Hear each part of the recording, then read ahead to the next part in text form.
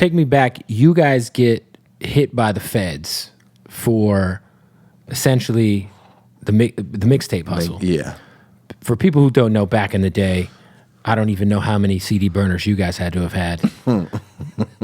But I know. How many did you have being the name Bootleg? No, I only had one of the 10 ones. Yeah. So you put the one at the top and then you do 10 at a time.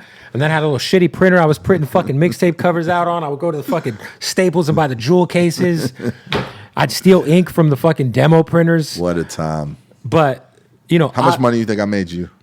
Oh, you made me a lot of money. You helped Yeah? feed my baby. Oh, I would say you, salute. You, DJ Smalls, The Game, and G Unit Radios. Fire.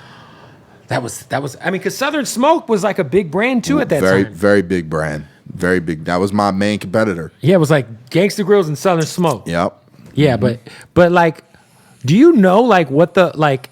Was there like a certain thing that happened that turned the feds' attention to what was happening with the mixtape culture? Because technically, it was against the law, I guess. Yeah, it was against the law. Like, what was the catalyst, I guess, that turned? I mean, there's a lot of different conspiracy theories. I mean, if we go back in time, like if we look at where music was at that time, like the music business was in a decline. For sure. So a lot of like the bottom line wasn't what the heads or, you know, the top of the food chains were used to seeing.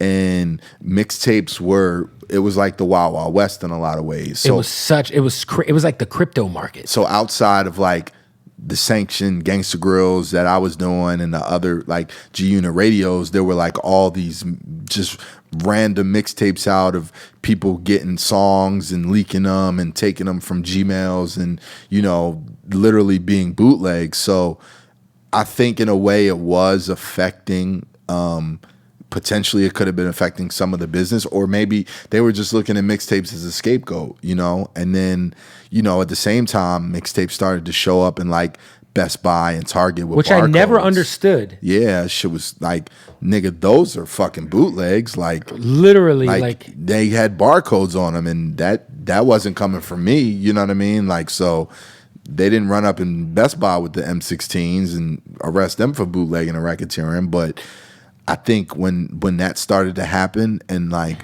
you know, me being the go-to guy, like the top of the food chain, it was like, you know, maybe they were out to send a message, and obviously it got across because shit changed after that, for sure. So at the time, in your peak, you guys have your headquarters.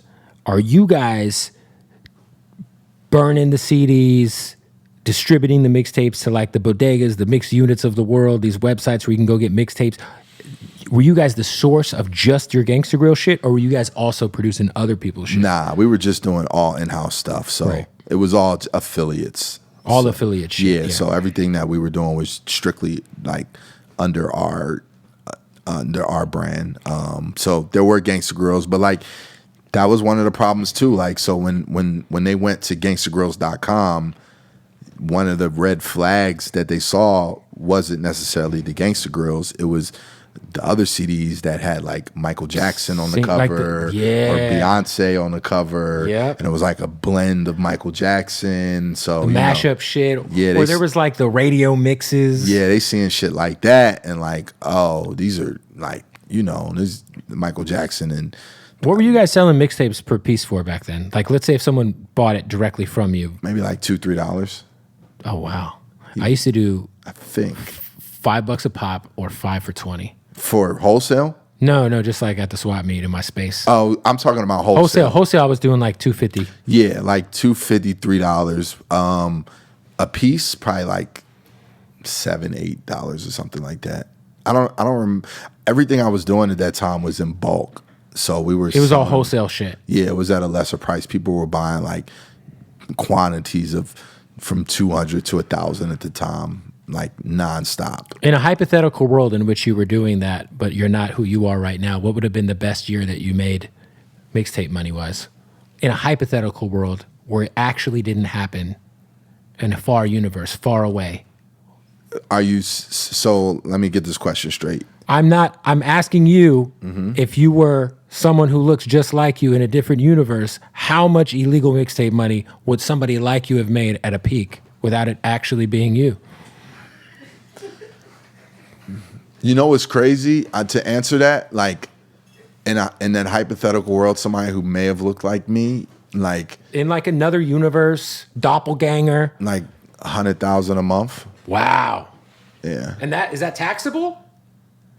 In this hypothetical world where this person doesn't Some of it exist. is. Yeah, it was a hypothetical person would have been paying taxes on it because it was going through the banking system. Gotcha. There was cash involved as well. Yeah. But what's crazy is even after the raid, like during the like that Piff era and live mixtape era, yo, I probably made more money then. But how? Because they were cutting me checks to make whatever Gangsta Grills I put out exclusive to their site. Yeah. So when an artist would come to me to do a tape, I'd be like, that's fine, but it has to go on Dat Piff. And then Dat Piff was What was the giving me Dat Piff check for like dedication? Bruh. For dedication, what was the check? probably like 50. Jeez. They gave me 50 and gave Wayne $150. Like And yo, when you guys would drop those fucking tapes, it like Dat Piff would get shut the fuck it would down. crash. Like I made more money after the raid off mixtapes than I made during the earlier days. I of bought Mixtapes.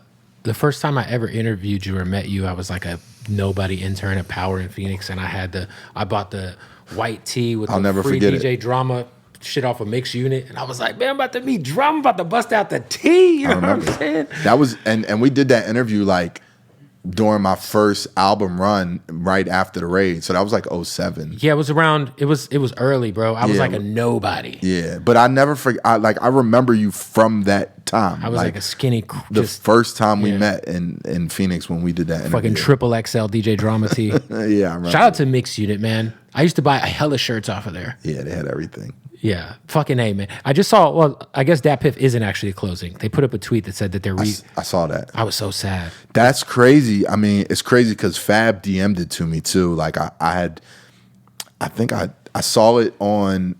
I saw a post about it, and then right after I saw a post about it, Fab DM'd it to me, and I think he DM'd it to me because we just recently sat down for something I got coming out, and we were talking about that era. But like, just to think about that, like, imagine if Dat Piff had gone under, like. That's like a generation. It's an archive. Yeah, it's like a part of our culture that could potentially go like lost. You know what I mean? Right. Like so much of that stuff is not available on the DSPs, and like where people don't know where to find it. And like if we lose that that time and that music from that era, it's like it'll just be like a word. It'll be like, damn, do you remember? Or it'll just be spoken about. So it's like really important that we get a hold of that.